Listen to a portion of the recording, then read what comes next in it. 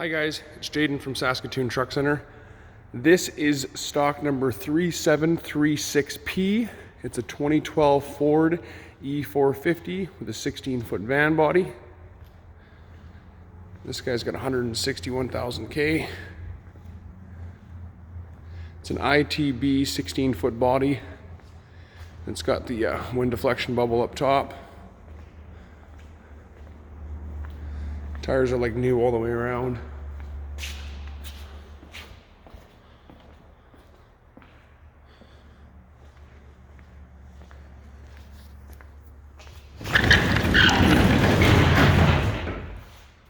Fiberglass roof up top. ITB makes a really nice solid van body. The plywood on the inside.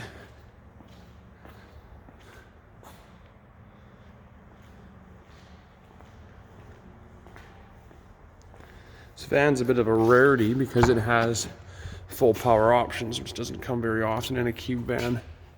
So it's got windows, locks, mirrors, air tilt, and cruise. And it's got a sliding door there as well. Again, 161,000 K. This is stock number 3736P. It's a 2012 Ford E450 cube van.